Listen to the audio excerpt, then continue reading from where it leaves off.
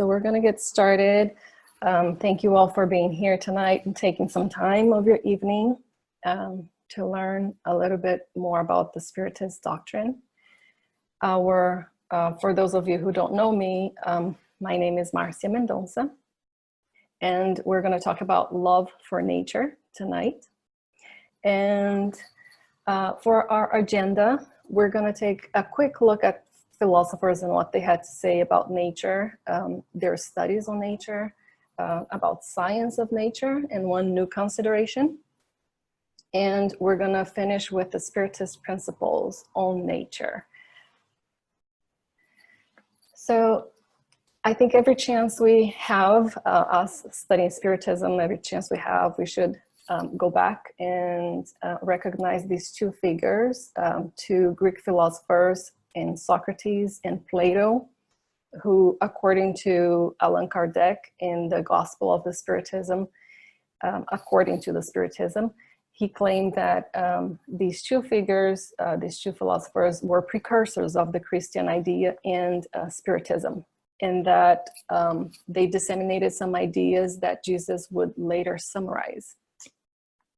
We could talk about them for months, but we're just going to be very quick here.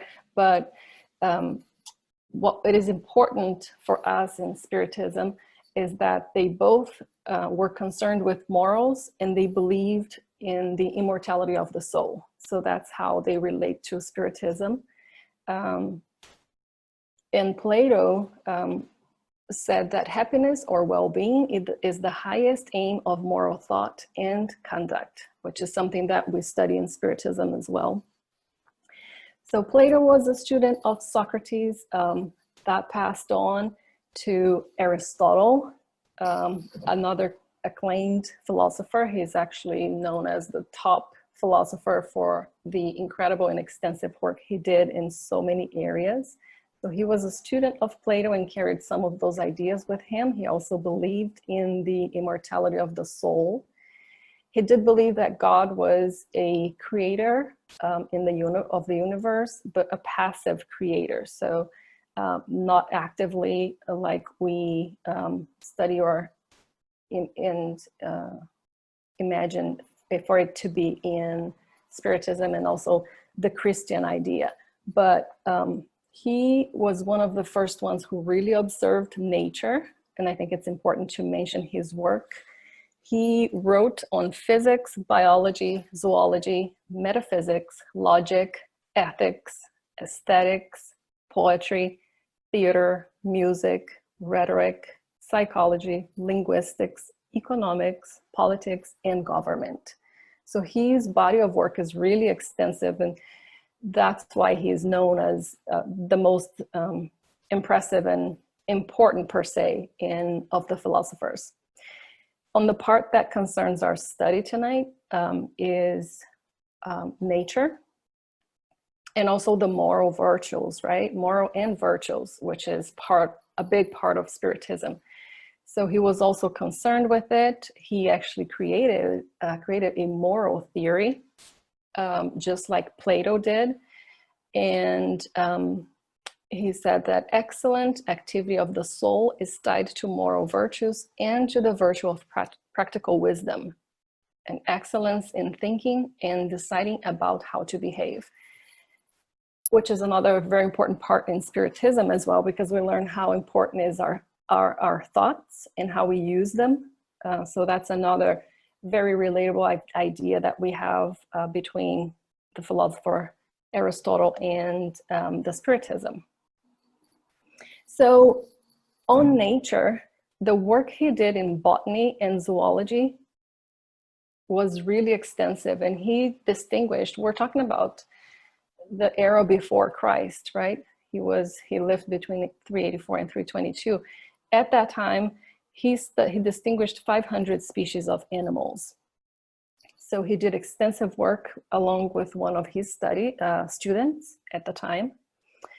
He was the first one to study biology systematically using empirical research, and his classification of things and the study of biology were ahead of his time and disbelieved until the 19th century. So that's how impressive his body of work is. To him, just like Plato and Socrates, God is a passively responsible intelligence, responsible for change in the world, in the sense that all things seek divine perfection. But in his idea, God wasn't the creator per se. Also responsible, so God is also responsible for the intelligent motion of the cosmos, and is conceived related, relative to nature. So most of philosophers believe that God and nature were related, and if you studied nature, you would understand God. And that idea really came across with Saint Thomas Aquinas, who lived in the 13th century. So he lived from 1225 to 1274.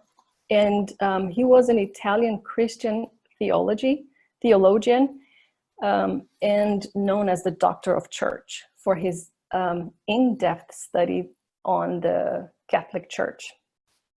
He was very highly regarded for his attempt to reconcile faith and reason, because he was both a philosopher and a theologian.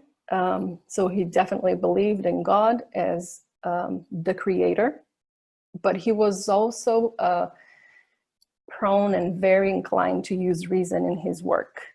And he tried to bring those two together, whereas other philosophers usually believed in God, but it was somewhat separated. So with Thomas Aquinas, we see that much more closely tied together. He blended the two philosophies, the Christian doctrine and the Greek philosophy, as we just talked about. And he actually used nature to prove his point. So he said that God reveals himself through nature. So to study nature is to study God. That's how he saw God in creation. So it's important to point at this time some beliefs and some theories, right? So there's one school of thought that is the creationism. So creationists believe that God is behind everything that exists. So God was responsible for creating the universe, planets, Earth, and everything as nature, and us, including us, creating everything as we know. Then there's the traditional science, which rejects God as a creator, and believe that we should only look at things and analyze things that can be tested and can be proved using the scientific method. Then there's some in that school of thought, and in the traditional science, we get to study Charles Darwin, and every single person studies Charles Darwin and his theory of evolution in school, right? And he's one of those, does not include God in the picture here. So with Darwin, his story was, he's English naturalist, geologist, and biology, known for the theory of evolution that we all study in school. In 1831, he embarked on a 5-year trip around the world. And during this time, he studied various plants and animals. And the study he did led him to formulate his theory of evolution. And he wrote about it on his book, On the Origin of Species. So to him, all life on Earth is connected and related to each other. And this diversity of life is a product of these modifications. So he believed that each being started at some point, but throughout evolution, it loses some qualities and it acquires others. And that's how things and beings are created and are what they are today. He also talked about the survival of the fittest, which is the idea that the species who can survive and reproduce are the ones that are the strongest and will pass on their traits. So according to him and the theory of evolution, any mammal could become a whale. So if you can imagine, like, we could become a whale someday, and that dinosaurs could become birds, which is a little bit out there, but that's something that he believed with the theory of evolution. Now, that's as far as his study went.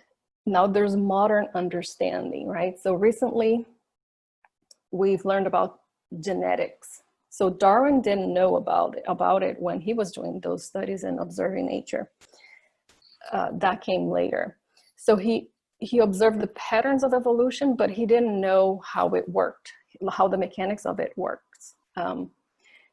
The physical and behavioral changes. So this is something that we found out in our lifetime. So that physical and behavioral changes that make this natural selection possible happen at the level of the DNA and the genes.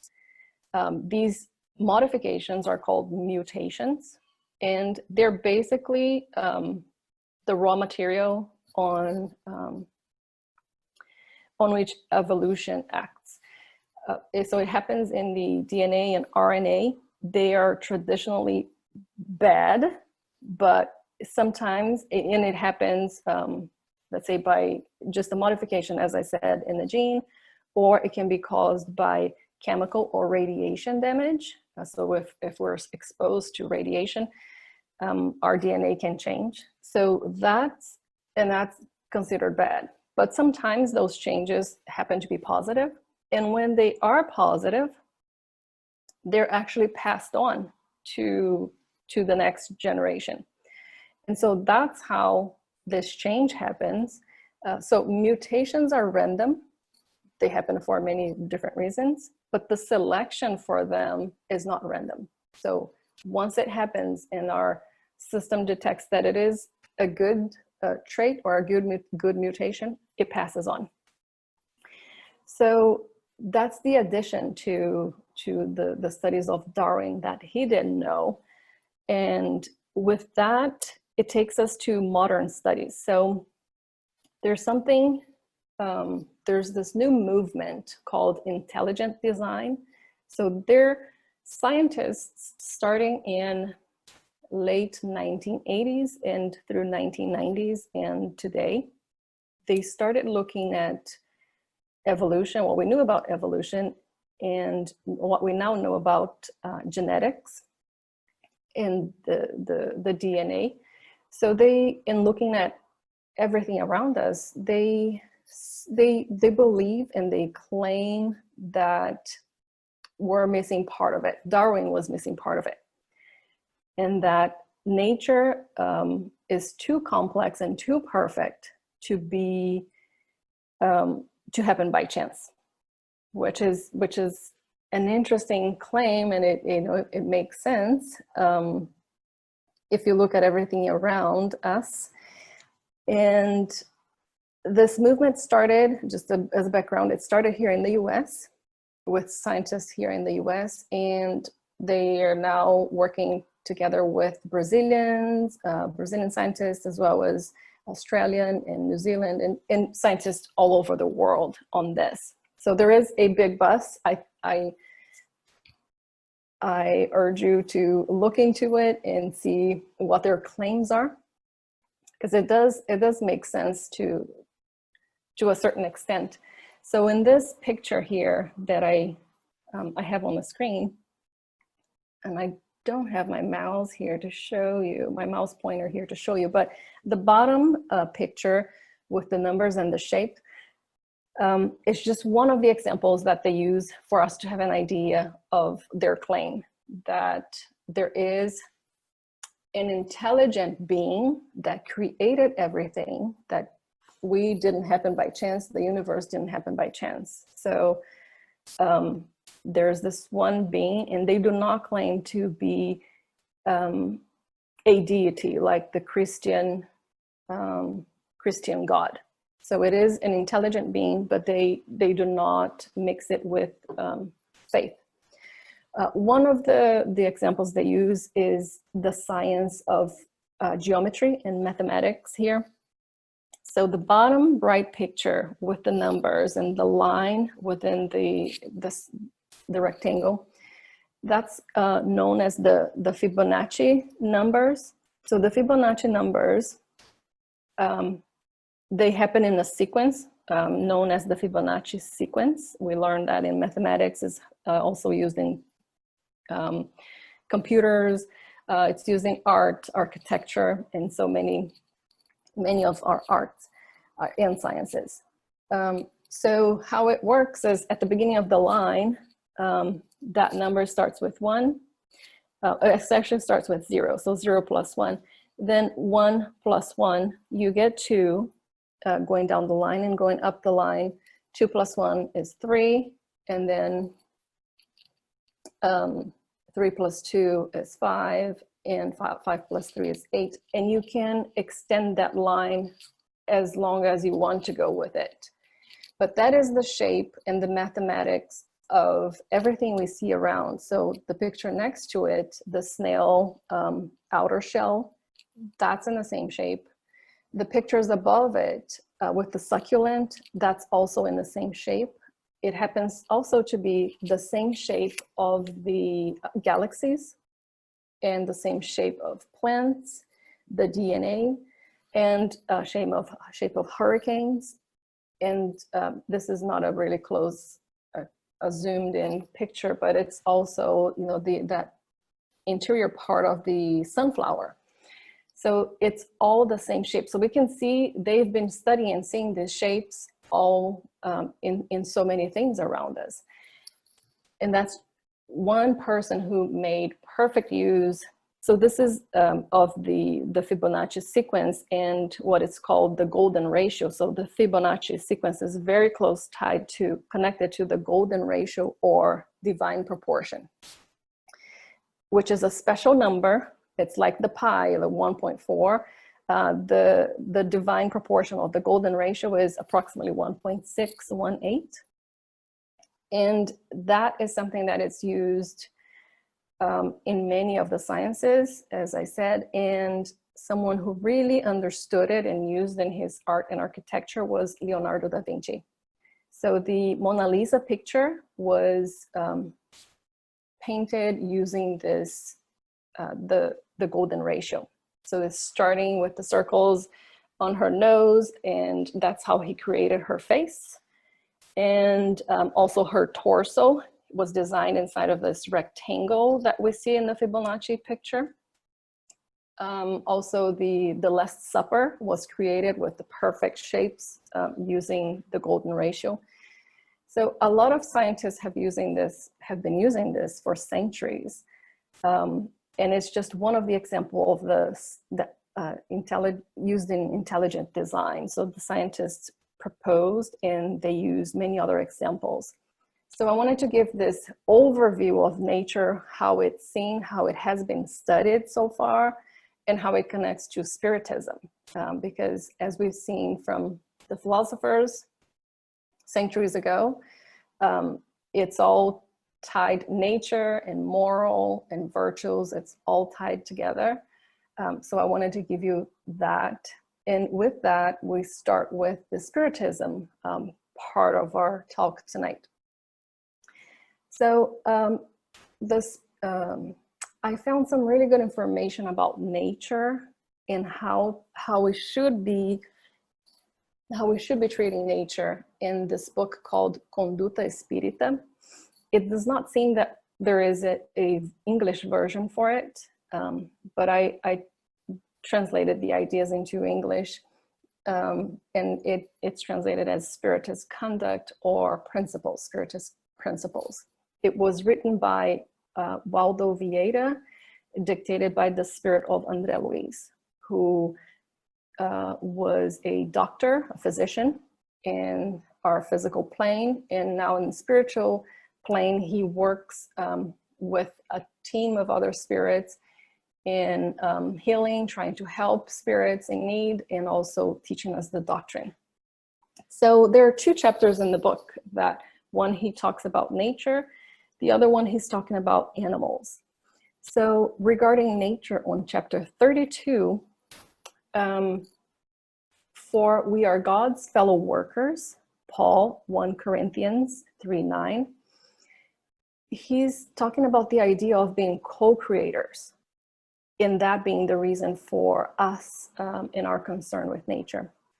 In our Spiritist studies, we can relate that passage in the Bible to question 132 of the Spiritist book, the purpose of spirit incarnation. And we know as Spiritists that we go through different incarnations so that we can work and try to move closer to perfection in each life. That passage also says that incarnation requires a spirit to contribute to the work of creation, and that through the law of providence, all things are connected and everything in nature is united. Another learning that we've made in Spiritism from the Spiritist book is the general nature of prayer in question 659, and that is how we should pray. And so with in that part of our learning in the Spiritist book, we learned that we pray. During prayer, we can praise God, we can ask for a favor or help, and we can offer thanks.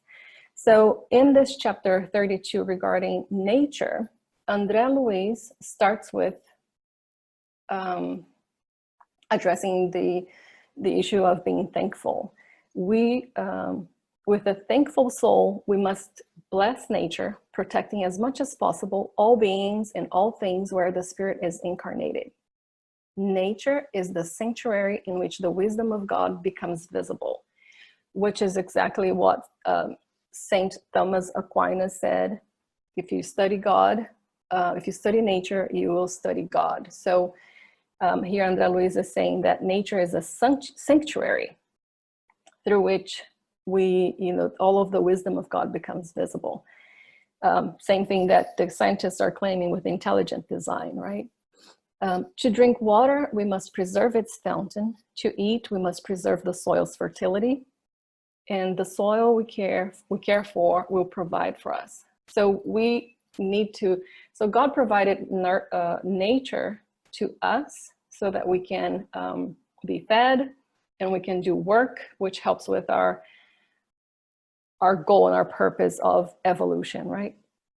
So nature is something that is offered to us, but we need to care, because if we don't, it will not be there and not help us in our work.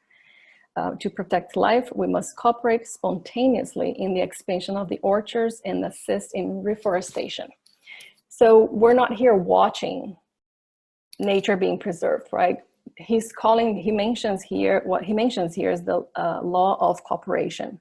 So we are invited to cooperate, to be co-workers in the work of God.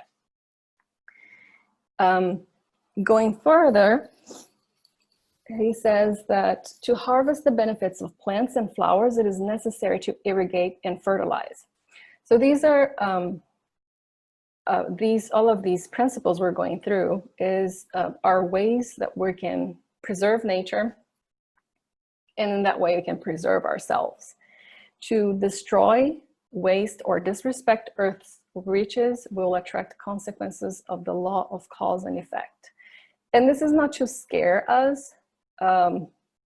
It's just simply how it is and how it works. If we destroy all of the plants in the planet, we will not have clean, fresh air to breathe. If we waste of the food, we know that nature's natural resources will at some point be extinguished, right? So it's for us to think about it. And while we want to protect it, we also do not want to not work. So he says that an unproductive soil is like the talent that was buried by the bed server in the parable of the talents. So the soil that is there, if you are given a piece of land, you're supposed to protect it, but you're also supposed to make use of it, because we're supposed to do our work. Applies nature therapeutic resources to assist in the cure of various diseases by simple contact with the magnetism. So all of nature has its magnetism. If you go on a beach, if you watch a beautiful sunset, you feel that energy and that presence of God. And he claims that everything, all of the medicine that we take, that's all coming from nature. And that we should avoid trading nature's resources criminally on land one is responsible for. So if you're responsible for a piece of land and some criminal activities happening there, you're going to be held responsible for it and do some accounting in the end. So that was regarding nature. So now regarding animals, it's also very important to be careful with our partners who are the animals. In chapter 33, let all your things be done with charity. Paul, 1 Corinthians 16:14.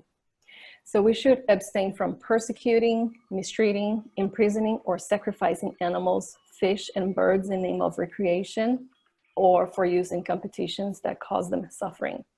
So we should limit those trips to the fishing trips to the rivers, or hunting trips, right? That's done as sports. That's not constructive to nature or to us. So that's one advice Angelis is giving us here. Also competitions, animals being used in competitions, that is not helpful to anyone. And in dealing with animals and affection for them, it is important to avoid the passion that follows the souls, because these excesses are obsessive. He's talking about our animals, our pets, those animals that we hold dear to us. There is a limit. Everything is about a limit.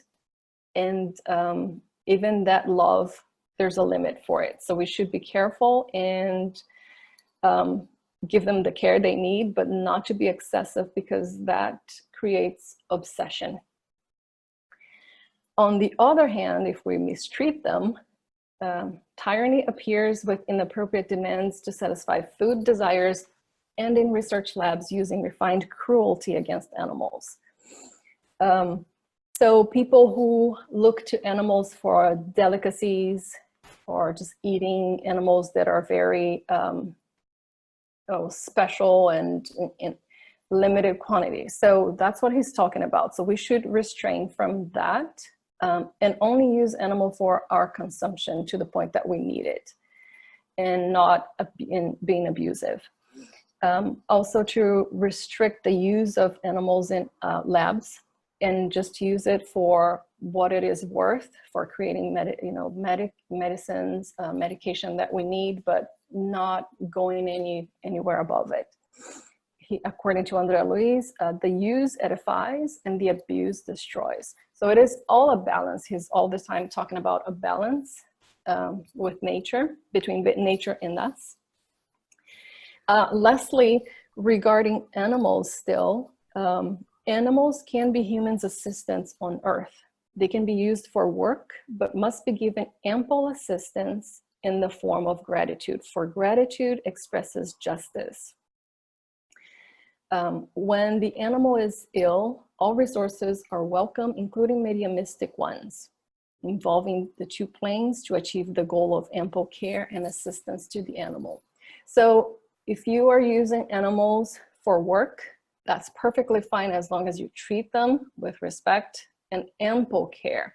And this is what he's talking about here, is that if the animal is sick, you're going to do the basic things like taking to a veterinarian, obtaining the medication that is needed for treatment, but also, and in the absence of that care, we should look to the spiritual realm and ask the high spirits to protect the animal. That prayer, that fervent prayer for cure and healing of the animals will absolutely work just the way that we pray for ourselves or one of our family members. It is one's obligation, and this is a very important part too, it is one's obligation as much as possible to assist in the motion, organization, and protection of animals. This shows generosity and human comprehension. Animals are at the back of the line in the evolution process, but while we have achieved humanity, animals are aligned with us in position of necessity of the divine law. So we know about this evolution, right? Where there's the vegetation, there's animals, and then there's humans. So animals, they're part of creation. They don't have free will, so they perform the tasks and the work that is given to them by the creator, but they don't have any distinction. They don't have any thinking. But us as human, now that we have achieved this human capacity and we have thinking and we have free will, we can choose to act with egoistic way, or we can be acting in a charitable way. And we all, so all of the vegetation, animals, and us, we are all co-creators. We depend one of each other. When God in his wisdom created nature, he gave it to us so we can take care of ourselves, so we can do work, but it's also there to test our morals and our knowledge when we start abusing it. Same case of animals, it's there to feed us, to help us in our work, but it's also there to test us in the way we behave and act towards them. So it's all an act of balance. So I wanted to leave you here as far as nature and the study of the Spiritism tonight, and invite you to think about ways that we can be better partners with nature, animals, and with God, our creator, since we are co-creators and we should be working together along with animals, nature, and God. I invite you to think about ways that you have in the past and today acted towards nature and animals, and if you have been fair, or wanting or maybe not thinking about it, ways that perhaps weren't, we weren't acting according to God's law. And also going forward, right? Because it's, we change by analyzing. So going forward, what can we do to be better partners to animals, to nature? So it could be bigger things, it could be small things, it could be one step at a time. We can start with thinking of recycling, right? Not all plastics are recyclable. So learning about recycling, what can I do to improve recycling? Can I partner with the group in my city that goes out once a year or twice a year to do a beach cleanup? What can I do in my neighborhood, at home? Observing, knowing the state of food and how food gets to our table, all the processes. So can I make a small change in my diet so that I'm helping preserve animals, or at least, maybe improve the ways that that's being brought to us? So, we can't, in small ways affect policies, but we can write a letter to your constituent, your senator, or some politician, and help that way. But you can also make small changes in your diet, and helping with cleanup, and just doing small things. So I leave you with an invitation to think about where you can contribute to help nature and our co-creators. Planting a tree once a year, that would be very helpful in the reforestation. So that's my invitation to you. I used for bibliography for the studies tonight, I used the Spirit's book and the Gospel According to Spiritism, both by Allan Kardec, the Consoler Chico Xavier by the Spirit Emmanuel, Conduta Espírita by the Spirit of André Luiz, and Our Daily Bread, Chico Xavier by the Spirit Emmanuel. So that's our bibliography. I thank you for taking the time to learn a little bit more and start, hopefully, with small changes, making our planet a better one for everyone.